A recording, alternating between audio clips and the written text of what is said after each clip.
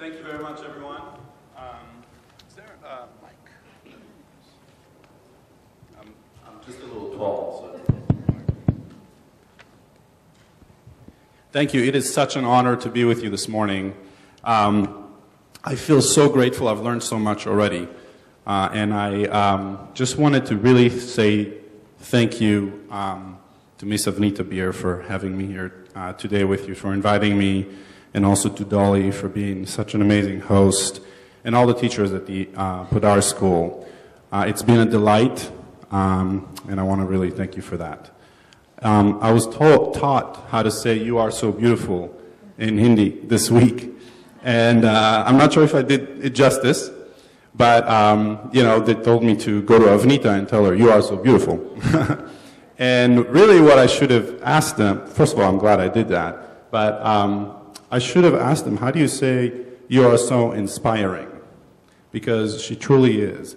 And you can see it from all the teachers in her school. They find her to be inspiring, and you can see the school, as a result of that, blossom. So I want to delve right into the talk, and really what I'm going to try to do is pull all the themes together that we're going to cover today. So we're covering 4 themes. The first is competence, opportunity, relationships, and leadership. And really, if you delve into these 4 themes, and you do the work you need to do in order to blossom with these, that's when innovation occurs in schools. Now, for innovation to happen, okay, creativity is an incredibly important prerequisite, obviously, right? And I want to start by talking about competence. This room is full of competent people. Not just competent, but really creative people as well. But it turns out that the majority of the world, adults in the majority of the world, believe that they're not the creative type. And I know this because I worked with David Kelly at the design school at Stanford. And the design school at Stanford is basically an innovation hub. And they did a lot of research. And they found that most adults actually believe they're not the creative type after some schooling and after the workplace. And they believe that we are all the creative type. It's just that the most important thing when it comes to creativity is this. It's your belief in your capacity to create positive change and the courage to take action. Creativity, far from requiring rare gifts and skills, depends on what you believe you can do with the talents and skills you already have. And so my question to you today is, how do we encourage our students, our teachers, our administrators to truly believe in themselves? For if we do, they will be a lot more likely to take on new opportunities. So let's talk about opportunity. To take on an opportunity, to really delve into new opportunities, you need to be willing to take the risk to fail. And failure is very, very scary. It's very scary to all of us, to some people more than others. And in Palo Alto, students are perfectionists. And I'm sure it happens in India as well. I've seen it. And perfectionism is a debilitating fear of failure. So the question is, how can we minimize the risk of failure? This is incredibly important to think about. Now, I want to share a story with you. There's a very famous juggling teacher in the Bay Area who does the following with his students. When the novice students come in, he says, we're not going to begin by learning how to juggle 2 balls or 3 balls. All we're going to do is we're going to take 3 balls and we're going to throw them up in the air and we're going to let them fall. He calls it the drop. And we're going to do it over and over again. Take 3 balls, throw them up in the air, let them fall. Over and over again. And then what ends up happening is that students feel a lot more comfortable with the fact that, hey, the balls might drop sometime. And I might fail at juggling sometime. And they actually learn juggling a lot faster and also have a lot more fun doing so. Now, obviously, bringing this to education is a lot more complex, right? Bringing it to schools when students have, stress from the board and they have to take tests and their parents are on them and everything, of course. But I challenge us to think today, how can we minimize the risk of failure? Now, to learn from failure, you need to actually own your failure. You need to be okay with saying, hey, I'm sorry, I made a mistake. Now I can start learning from it. But here's the thing. No one will do that unless they're comfortable with this. Vulnerability. Being vulnerable with others. We need to encourage safe spaces where vulnerability takes place if we want to see growth in our students and in our teachers and our administrators. Being vulnerable is courageous, and I really want you to remember that. Now, we also know, by the way, that this leads us to relationship, right? Because, I mean, you cannot be vulnerable if you don't feel safe in your relationship with people in your school. And I just want to take a sec and talk about organizations that have embraced creating strong relationships, deep, safe relationships, relationships where you can grow, be vulnerable. And one organization that I'll talk about is actually the organization that this person leads. This is Jeff Weiner, and he's the CEO of LinkedIn.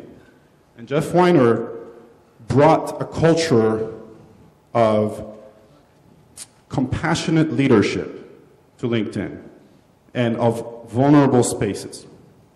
And he's consistently ranked as the #1 CEO in tech companies, at least, and LinkedIn has been doing quite well, not just share-wise and everything, but if you look at the inside of LinkedIn, if you look at people's morale, etc. Now, we also know that in order to innovate, resilience is incredibly important. And by far, the most resilient people in the world are those who seek social support.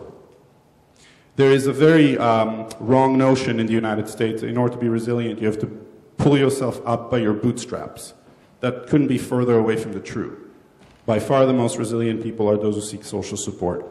But teaching about relationship and teaching about relationship skills and empathy to our students goes way beyond just benefits to innovation.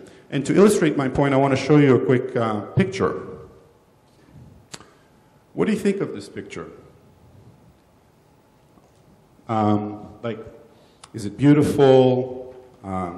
What emotions maybe are, related in this picture? Does anybody, let's do a little audience, does anybody want to just shout out, what do you feel when you see this? Acceptance. Soothing, comforting, yeah. Compassion. Yeah, deep relationships, very good. What else? Bonding. Trust. And so these are all emotions that the painter, had to, experience in order to be able to paint this painting. Does anybody know who the painter is by any chance? Or, no, take a guess. It's not, I don't expect people to know necessarily, but any guesses? Rembrandt, that's a good guess. No. Any other guesses? Renoir, that's another good guess, but unfortunately, no. One more guess? No. Let me show you who the painter is. This is the painter. Now, the reason I'm showing this to you is because you can be incredibly creative and innovative and do horrible things in the world. I want to share a quote by a principal. Dear teacher, I'm a survivor of the concentration camps. My eyes saw what no man should witness, gas chambers built by learned engineers, children poisoned by educated physicians, infants killed by trained nurses, women and babies shot and burned by high school and college graduates.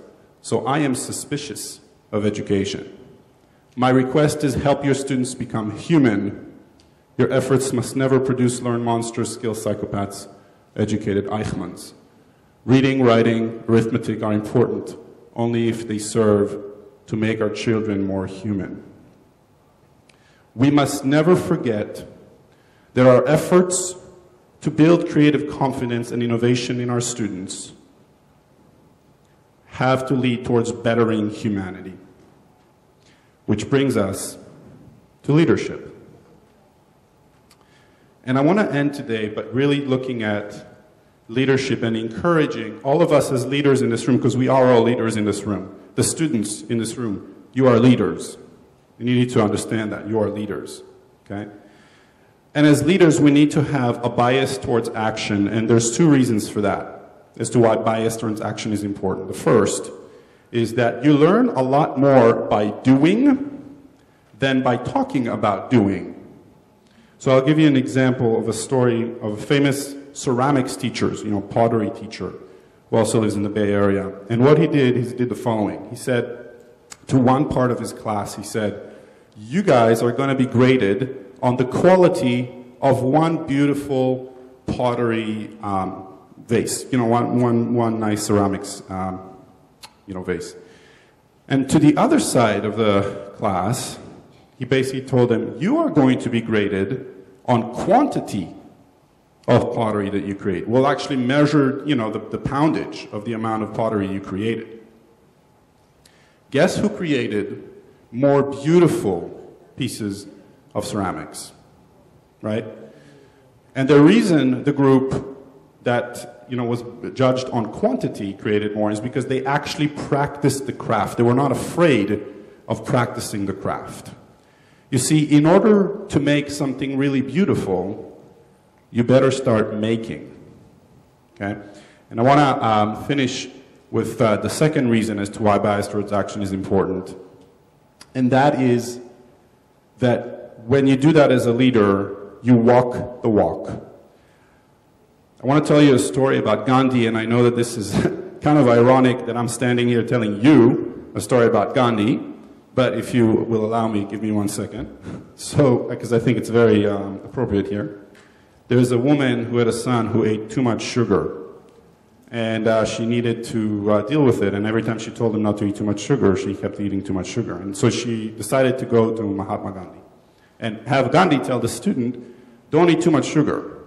So she went, traveled miles and miles, went and sat down and said, hi, Mahatma, it's such an honor. Please tell my kid to not eat so much sugar. And Gandhi looked at the woman, and looked at the kid, and looked back at the woman and said, ma'am, please come back in 1 month.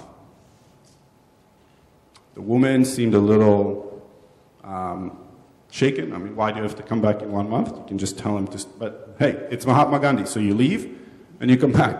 And so she left, and 1 month, and then came back, waited in line, walked miles and miles, came back and said, hey Gandhi, we were here a month ago. And Gandhi says, yes, I remember you.